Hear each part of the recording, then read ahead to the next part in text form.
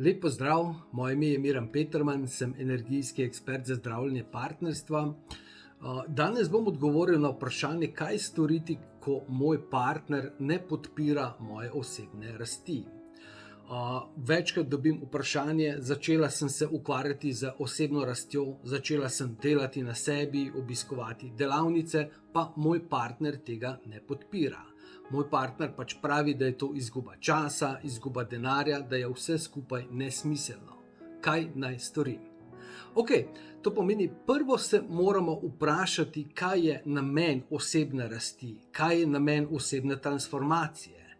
In dejansko namen osebne rasti ter osebne transformacije je, da dejansko spremenimo življenje, da naredimo nek konkreten rezultat. Namen osebne rasti je, da postanemo bolj motivirani, da postanemo bolj navdušeni nad življenjem, da imamo večje rezultate.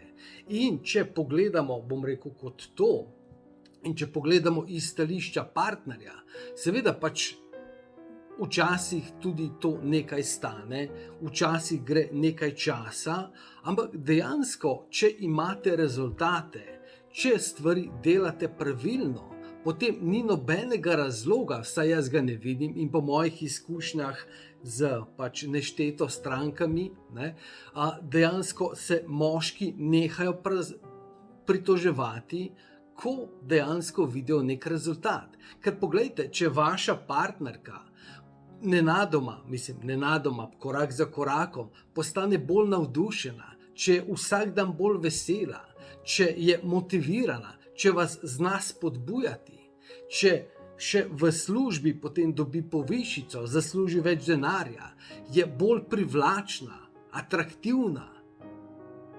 Ne poznam nobenega moškega, ki bi se na tem pritoževal. Če pa je namen osebne rasti, kar se v začetni fazi dogaja, da ko se začnemo razvijati, ko začnemo raziskovati sebe, najprej opazimo svoje napake, najprej opazimo stvari, ki jih delamo narobe. Ampak ta del bi bil še v redu.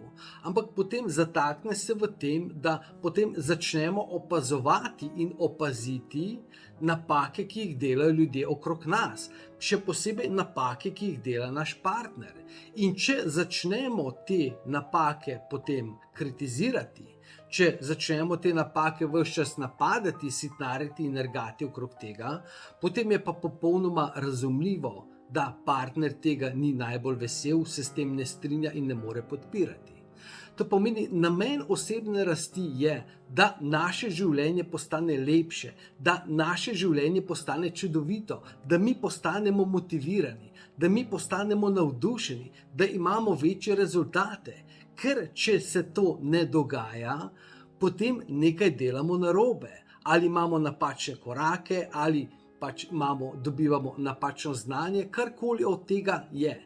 Osebna rast mora vedno dati rezultate. In če se vaš partner pritožuje, pomeni, da vi še nimate teh rezultatov. Seveda včasih je treba neko zadevo malo, na nek način speljati, da zadeva ni moteča, da ko začnete se ukvarjati z osebno rastjo, da potem ni tako, da cele vikende vas ni, da vse popoldneve presedite pred delavnice.